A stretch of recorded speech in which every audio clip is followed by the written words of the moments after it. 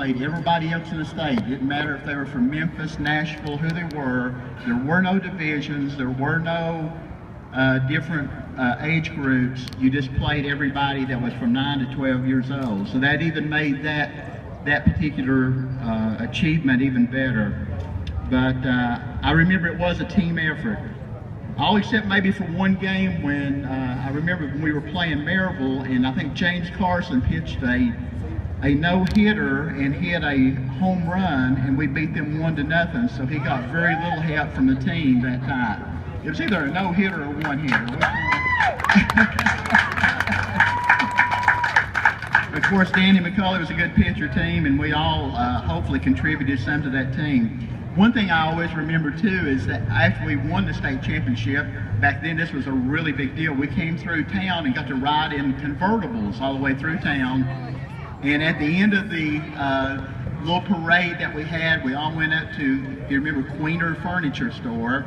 We went up there at Queener Furniture Store and got interviewed on WLAF radio. And it was a big deal back then. And there's WLAF out here today, and we appreciate you all being here. But even back in 1965, they covered every game that we had.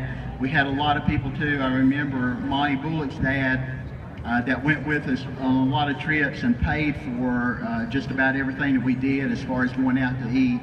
So Jeff was a great player, and we'll never forget him either.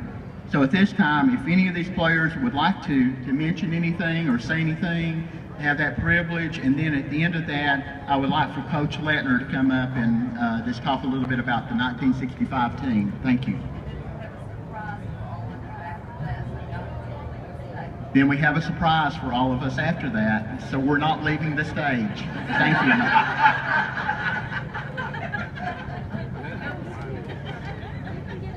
Hello, Lafollette. My name's James Carson. Got here yesterday from Ohio. Thanks for being here. I wanted to thank Gail Stout and the organizing committee for putting this together and making this possible. I tell you what, the summer of '65 for me was probably the most exciting time in my life.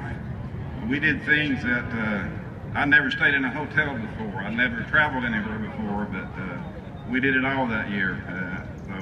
It was such a great time. The team came together, and I tell you, if you looked in the dictionary and you saw the word team, they could put a picture of the Lafollette 65 All-Star team, and that would be a pretty apt definition, I think, for the word team, because every player on that team at one point or another made a valuable contribution to either win a game or keep us in every game.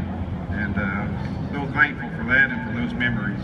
And I want to just say that there were 7 other Little League organizations in the state of Tennessee that year that had something in common other than us, and those teams happened to be Jellicoe, Clinton, Sevierville, Maryville, Knoxville, Johnson City, Jackson. Can you guess what they all had in common? They all lost to the Lafollette Little League All Stars. Well, just one other thing that I wanted to mention. They mentioned earlier the guys that we've lost since then, 4 players. I want to just make a couple of comments about those because I've got some indelible memories of those guys and from that whole year. The first one I'd like to mention is a fellow East Ender. I grew up in East End. His name was Leland Miller. Leland, a great guy. He played shortstop for us, silky smooth. Never made an error when a play needed to be made. He made it. He's a good guy and a friend of mine, and I miss Leland. Wanted to mention him. I'm sorry.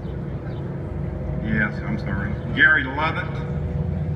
When we played Quinn Smith, you guys may know Quinn Smith. By the way, Quinn Smith was a friend I grew up with. Quinn Smith is probably the greatest successful athlete Lafollette has ever had, in my opinion. Quinn Smith was on 3 state championships. He's got 3 state championships in his trophy case. He won the Tennessee State Junior Golf Tournament 2 years in a row when he was 16 and 17, and he was also a key part of our 65 baseball team. So I just wanted to throw that out. But Gary Lovett was the catcher on their team. He called Danny McCullough. Danny McCullough had the most wicked curveball you can ever imagine. Woo! And he pitched a state championship game, Danny did. He had ice water in his veins, I think. And man, what a thrill that was. But I wanted to, harken back to two other guys that made key contributions to our game. We played in Johnson City in the sub-state finals. We were playing Johnson City on their field. But Darrell Woods, whom I grew up with, the Woods family, was a dear friend of mine. The entire family is. I know Stanley is here today. But I remember Darrell made a play on third base. If he doesn't make these plays, we don't win the state championship. We don't even go to the next game. But I was pitching, and the guy hits a smash right at Darrell with the runners on second and third. He made a great play. Threw the guy out at home plate, saved the day for us. The other guy I wanted to mention, we played it one extra inning. It was 0-0 in the seventh inning, and Jeff Bullock, stepped up to the plate with 2 outs and a runner on second, and he hit a line drive to left center field. Jeff Bullock didn't weigh more than 90 pounds at the time, but he carried the weight of our whole team, I think, on those 90 pounds. So that was such a thrilling moment. I remember the last thing I'll say, and then I'll shut up, but there were 2 songs that were very popular at that time. Like a Rolling Stone. You guys remember Like a Rolling Stone? You remember Can't Get No Satisfaction by the Rolling Stones? I just remember vividly walking off the field that night in Johnson City, and we were on a high, I'm telling you. And we turned that radio on full blast. The first song I heard was Like a Rolling Stone. The second song I heard was like Can't Get No Satisfaction, and there were 12 kids singing to the top of our lungs, Can't Get No Satisfaction. So anyway, thank you for being here today, and it's been a pleasure.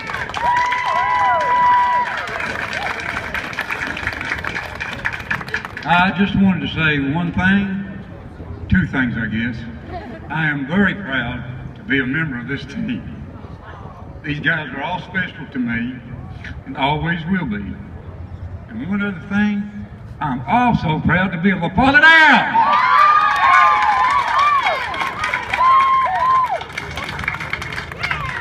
I'm remiss to say one thing. I wanted to thank John Lettner, who was a key coach for us, did a great job keeping us ready for each game, keeping us pumped up. And Junior Honeycutt, God bless his soul, was the other coach. They did a fantastic job, and I'd be remiss if I didn't mention those 2 guys. So I really appreciate all your efforts. Thanks.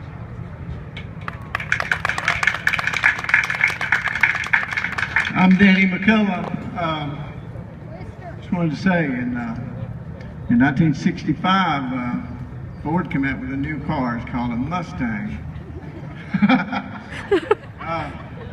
This is some of the best memories I've ever had is playing on that team. Everybody chipped in, done the best. We just could not lose. Several memories. I remember James taught me how to. We roomed together at a hotel in Johnson City, about the 7th or 8th floor, and James taught me how to throw water balloons. It wasn't water balloons, it was the little bags out the window and aim it at people. We got a few of them. But, thanks for doing this for us, Gail and Chig. Thank you very much. And that's all I got. Thank you. I'm Lonnie Hot Rod Wilson. Everybody knows me by Hot Rod. We had a great time back then, and Jeff Bullock was special to me. We were great friends. But I'd like to thank Gail and Chig and Johnny and Junior Honeycutt. Thank you.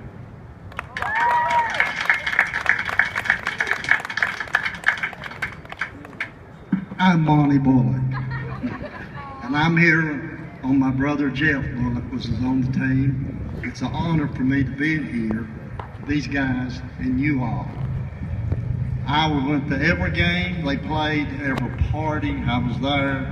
I remember my dad shut his business down, which was odd to go to every game. But I remember these guys. Danny McCullough, the radio announcer, he was called a curveball specialist. Keaton Jordan was called the home run king. He hit home runs in Clinton that major leagues couldn't hit that far. And And I told these guys, I did not know about this until last night, but I've got souvenir baseballs that I got during foul balls or whatever. It's got the date, the scores, and who they played on. If I would have known, I'd love to share them with them, but I would want them back. I thank you all. It's an honor. The Bullock family thanks you for this. I'm sure Jeff was still alive. He would be here, but he lost his life in 1970 on a motorcycle wreck, or he would have been here too. But we appreciate you and thank you a lot.